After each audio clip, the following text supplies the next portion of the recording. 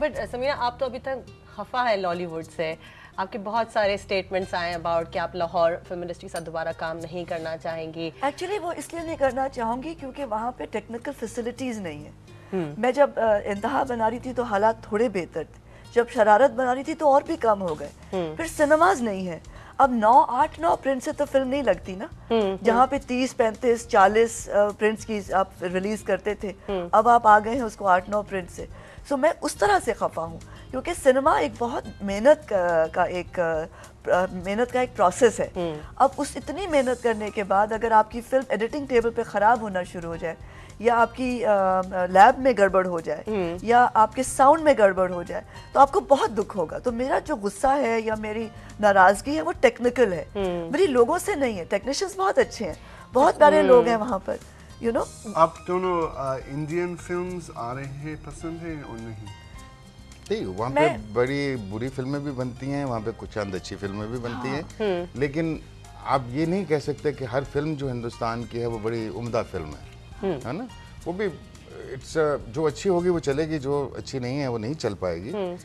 वहाँ पे सिर्फ एक चीज़ जो है कि वहाँ पे टेक्निकल सुपीरियरिटी बहुत ज़्यादा है।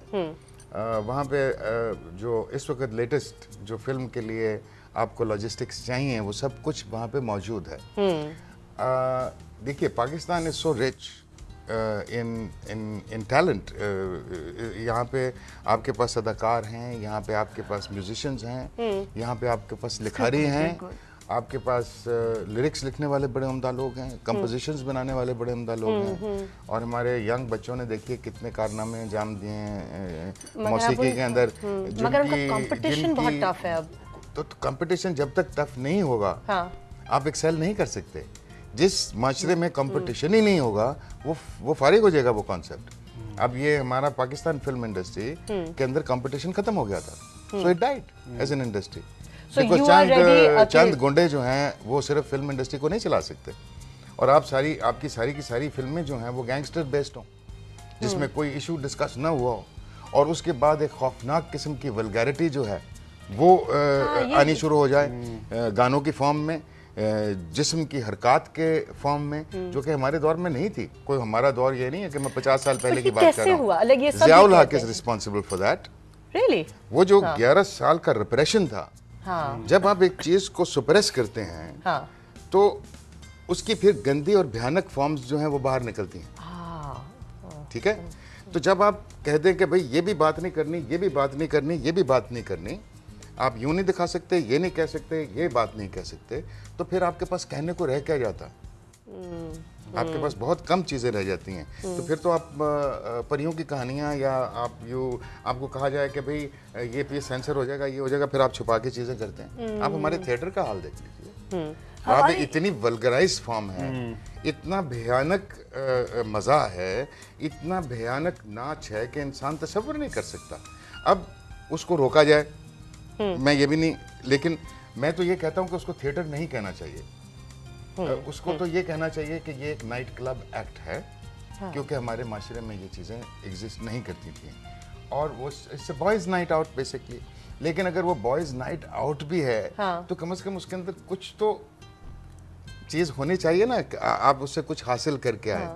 कि हम थिएटर के बारे में क्या कहते हैं। मतलब I was in Germany and I saw wonderful theatre. एक माह में हमने कोई 25-26 ड्रामे देखे वहाँ पे, फेस्टिवल पे गए हुए थे। तो मैंने एक साहब से पूछा, मैंने कहा कि भाई ये जर्मनी में लोग इतना थिएटर क्यों देखते हैं? हर हॉल जो है वो भरा हुआ है, और वो एक बड़े तरीके से वो एक डिसिप्लिन के साथ थिएटर देखते हैं। तो उसने कहा because it makes you think, आपको सोचने पे मजबूर करता है। Good theatre makes you think. बिल्कुल। सो ये जो हमारे यहाँ पे रिवाज रहा है, जो है बन गया है माइंडलेस एंटरटेनमेंट का, इट इज कि जिस तरह एक सोसाइटी जब पस्ती की तरफ जाना शुरू करती है, it starts cracking down, but we have to save it, you know, and we have to do something about it. उसका एक ही तरीका है कि नेशनल थिएटर पे तवज्जो दी जाए, कि जो आर्ट्स काउंसिल्स हैं हमारी, उनका काम होना चाहिए कि अच्छा थिएटर फरोग दें।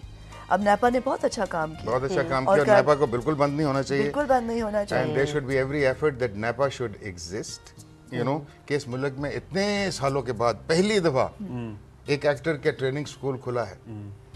अभी मैं समझता हूँ कि उनको कुछ मुश्किलात का सामना है, उनसे कुछ वो छीनने की कोशिश कर रहे हैं वो जगह। खैर जगह बहुत हैं, लेकिन वो as an academy it should not die down. We're gonna take a छोटी सी break, लेकिन more with Samina and Usman Pizada. Break के बाद ये मौसम होता है नैनों से नैन मिलाने का,